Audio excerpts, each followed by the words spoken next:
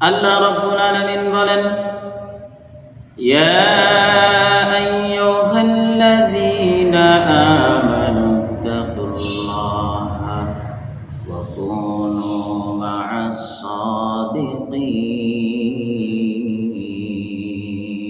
জোরে বলুন আল্লাহু আকবার।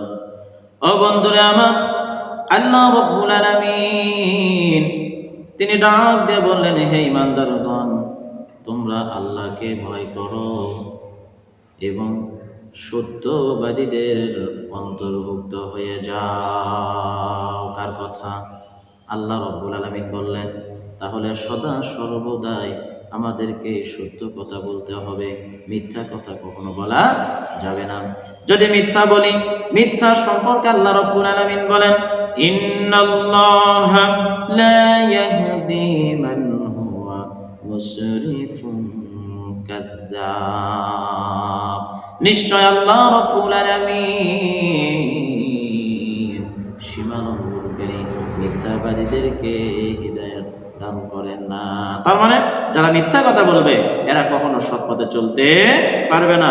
এই জন্য সদা সর্বদাই যত জেল জরিমানা আসতে পারে, কিন্তু মিথ্যা কথা বলা যাবে না। সদা সর্বদাই আমরা সত্য কথা বলবো। আল্লাহ কবুল করবেন, আমিন।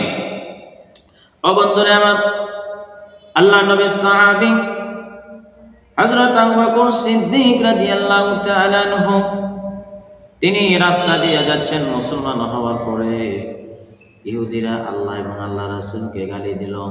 বন্ধুরে, সাহাবায়ে কেরামদের মধ্যে আল্লাহ এবং আল্লাহ রাসূলের ভালোবাসা কেমন ছিল একবার চিন্তা করে দেখেন। ইহুদি যখন গালি দিল, আবু বকর সিদ্দিক রাদিয়াল্লাহু তাআলা আনহু কিছুই বললেন না। আবার যখন গালি দিল, দ্বিতীয়বার গালি দেওয়ার পরও কিছুই বললেন না।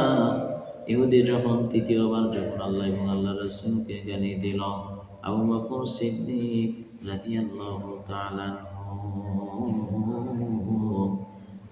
এক দৌড়ে গিয়া ইহুদির গালে কষে একটা চড় মেরে দিলেন।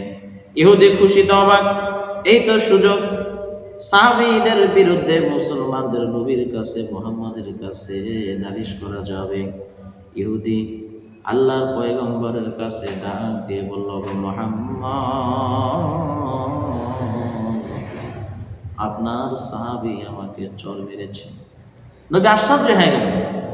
তিনি চিন্তা করলেন, এটা মনে হয় ওমরের কাজ হতে পারে, মনে হয় কোনো ভুল করেছে, এই জন্য চড় দিয়েছে।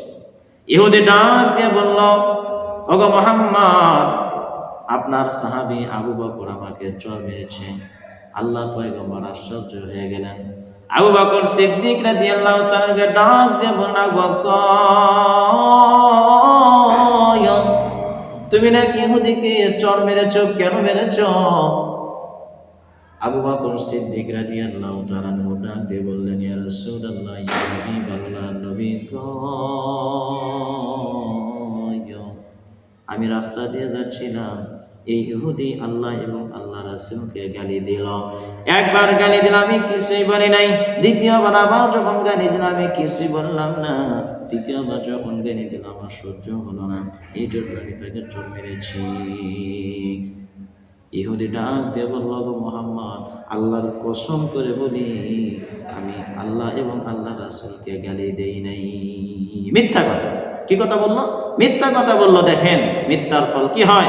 আর আবু বকর সিদ্দিক রাদিয়াল্লাহু তাআলা আনহু তিনি সত্য কথা বললেন। সত্যের ফলাফল কি হতে পারে বন্ধুরা আমার একটু গভীর মনোযোগ দিয়ে শুনবেন। আল্লাহ নবী আবু বকরকে ডাক দিয়ে বললেন, আবু বকর, তোমার সামনে ইহুদি আল্লাহর কসম করেছে, সে আল্লাহকে সাক্ষী রেখেছে, তুমি কাকে সাক্ষী রেখে? তোমার কেউ সাক্ষী আছে? আবু বকর ডাক দিয়ে বললেন, ইয়া রাসূলুল্লাহ, ইয়া হাবিবাল্লাহ, সে আল্লাহ এবং আল্লাহ রাসূলকে গালি দিয়েছিল, কিন্তু এটা আমি দেখেছি, ওই সময় তার কেউ ছিল না। ইহুদিকে ডাক দিয়ে বলল, ইহুদি, আবু বকর তোমাকে যেইভাবে চড় মেরেছে, তুমিও তাকে চড় মেরে প্রতিশোধ নাও।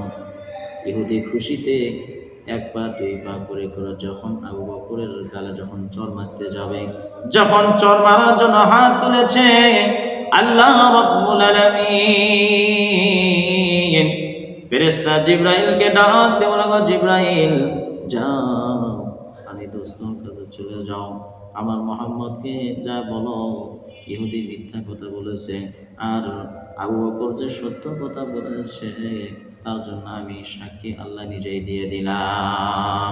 এইবার ফেরেশতা জিবরাইল এসে আল্লাহ নবীকে ডাক দিয়ে বললেন, ইয়া রাসূলুল্লাহ, ইয়া হাবিবাল্লাহ, নবী গো, ইহুদিকে আপনি থামান। ইহুদি যে মিথ্যা কথা বলেছে আর আবু বকর যে সত্য কথা বলেছে, আবু বকর যে সত্যবাদী, এই সাক্ষ্যটা আমার আল্লাহ দিয়ে দিয়েছে। সুবহানাল্লাহ বলেন। এই জন্য সদা সর্বদাই আমাদেরকে সত্য কথা বলতে হবে। এই জন্যই তো আল্লাহ বললেন, ইয়া আইয়ুহাল্লাযীনা আমানুত্তাকুল্লাহা ওয়া কুনু মা'আস সাদিকিন। হে মুমিনগণ, তোমরা আল্লাহকে ভয় করো এবং যারা সত্য কথা বলে এই সমস্ত সত্যবাদীদের